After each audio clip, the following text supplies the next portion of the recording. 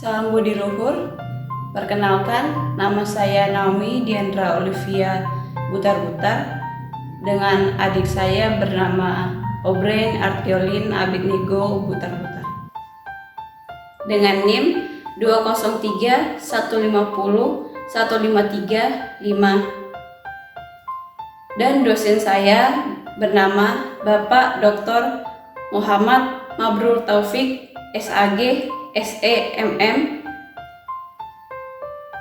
dari Universitas Budi Luhur, Fakultas Ekonomi dan Bisnis, jurusan Manajemen,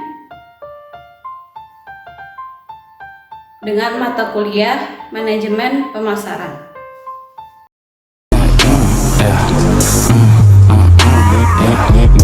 Got my back, culture things, take on my mind. Neo got my back, culture things, take on my mind.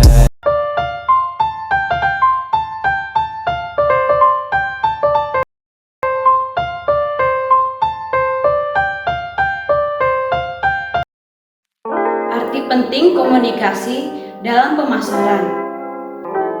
Komunikasi merupakan elemen yang sangat penting dalam pemasaran. Pemasaran hakikatnya adalah komunikasi yang tercipta antara produsen dan konsumen. Di antara produsen dengan konsumen dihubungkan dengan adanya arus informasi. Melalui arus informasi inilah maka kegiatan pemasaran dapat berlangsung. Dengan komunikasi, produsen dapat menawarkan produk dan mempengaruhi konsumen agar menggunakan produk yang ditawarkan. Melalui informasi penawaran, konsumen dapat memperoleh produk yang sesuai dengan apa yang dibutuhkan dan diinginkan. Jadi, tanpa komunikasi tidak akan ada kegiatan pemasaran.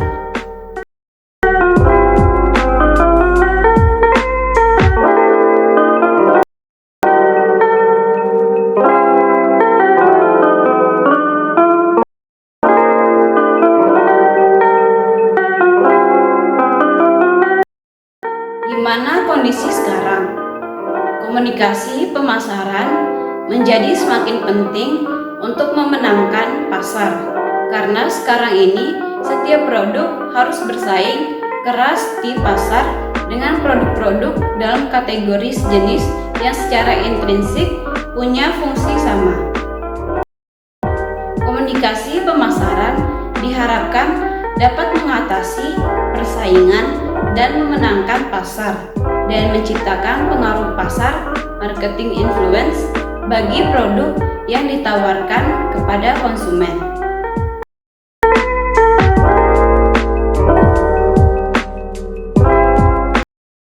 Loh, kan sudah ada promosi, kenapa harus pakai komunikasi pemasaran lagi? Zaman dulu, promosi memang dianggap sebagai sarana komunikasi yang menghubungkan antara produsen dengan konsumen.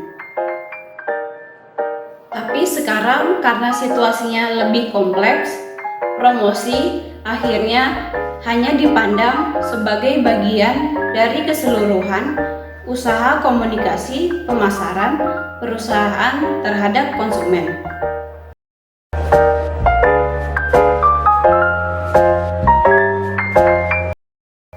Kalau kita tetap pakai promosi aja, emangnya kenapa?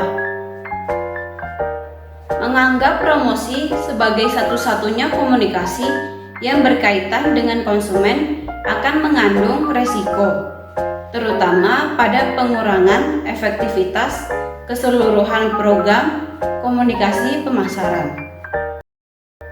Pada banyak kasus, usaha promosi yang dilakukan justru berlawanan dengan pesan yang diterima konsumen dari petunjuk-petunjuk yang terdapat pada tempat produk dan harga. Oleh karena itu, peran harga, tempat, dan produk harus dipertimbangkan sebagai variabel-variabel komunikasi.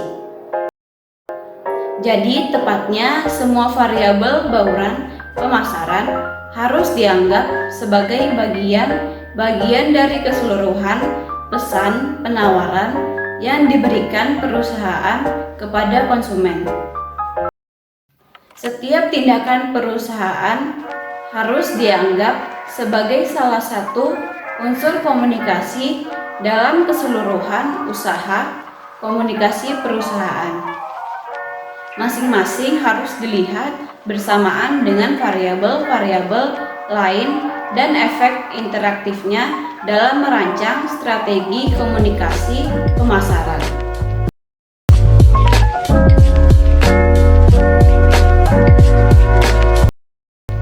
Perusahaan dan konsumen sebagai sebuah sistem. Perusahaan dan konsumen merupakan sebuah jalinan sistem yang saling tergantung dan membutuhkan satu sama lainnya. Kebutuhan perusahaan dan konsumen melahirkan karakteristik tertentu yang melekat di antara keduanya. Karakteristik inilah yang membedakan tujuan di antara keduanya, perusahaan dan konsumen. Tetapi masing-masing memiliki keterkaitan dan ketergantungan.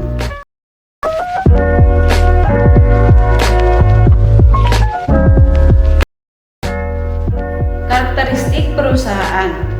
Perusahaan ingin selalu berkembang, sekurang-kurangnya adalah bertahan. Perusahaan ingin meningkatkan keuntungan dan memperbesar pangsa pasarnya. Perusahaan ingin meningkatkan reputasinya di antara kompetitornya pada perdagangan dan pada konsumennya. Perusahaan ingin dianggap sebagai inovator dan menjadi pemimpin di bidangnya.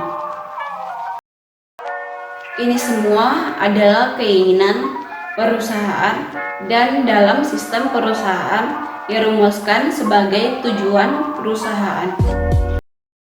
Kalau perusahaan menginginkan berbagai hal sebagaimana yang dirumuskan dalam tujuan perusahaan, berarti posisi perusahaan pada saat ini belum mencapai hal dimaksud.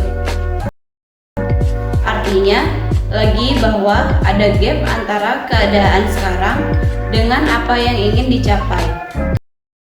Gap ini kita namakan sebagai kebutuhan perusahaan.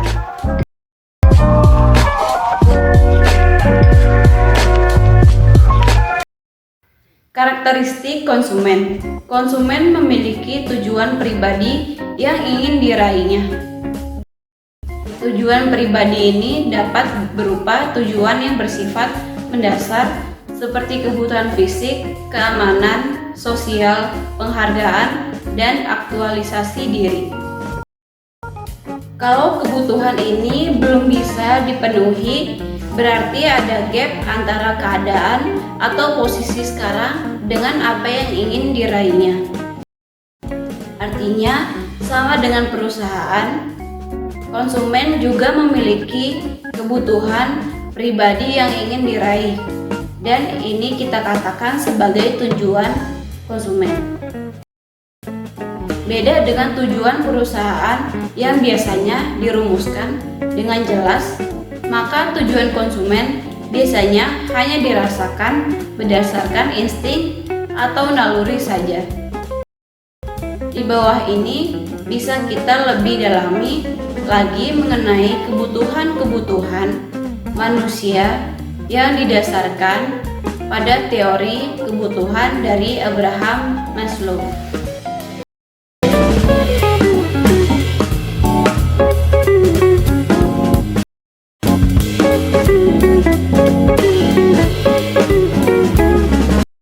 Satu, kebutuhan fisiologis.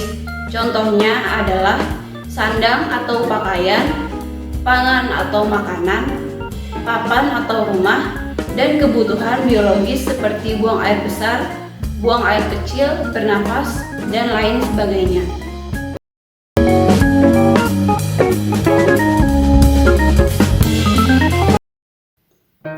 Dua, kebutuhan keamanan dan keselamatan. Contoh seperti bebas dari penjajahan, bebas dari ancaman, bebas dari rasa sakit, bebas dari teror, dan lain sebagainya.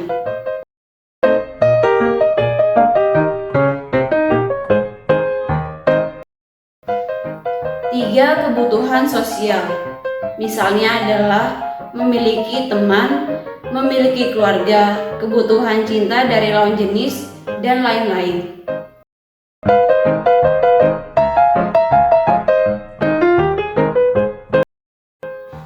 Empat, kebutuhan penghargaan. Contoh pujian, piagam, tanda jasa, hadiah, dan lain sebagainya.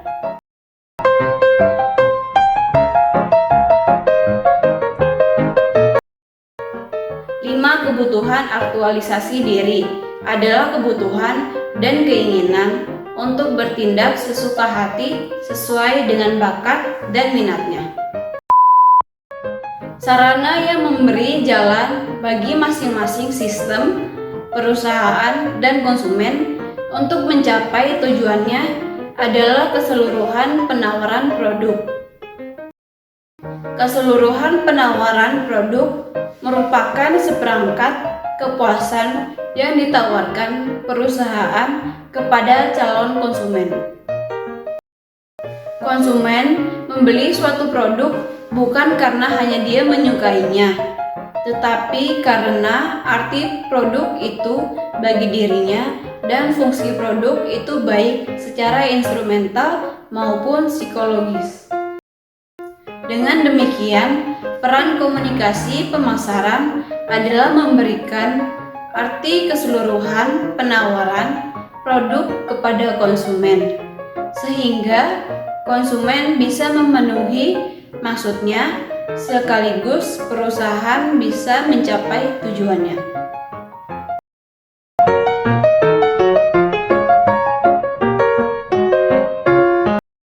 Demikian informasi yang saya sampaikan, kiranya bermanfaat bagi banyak orang. Terima kasih dan salam budi luhur.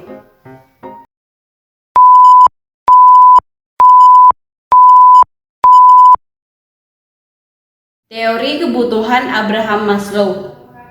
Mak. Teori kebutuhan Abraham Maslow. 1. Kebutuhan fisiologis. Contohnya adalah sandang atau pakaian, pangan atau makan, papan atau rumah, dan kebutuhan biologis seperti buang air besar.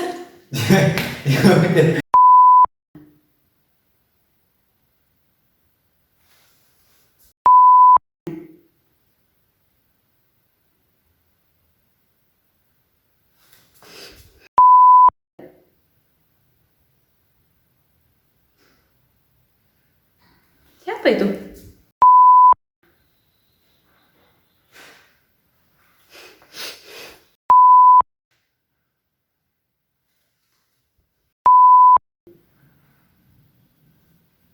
Dah.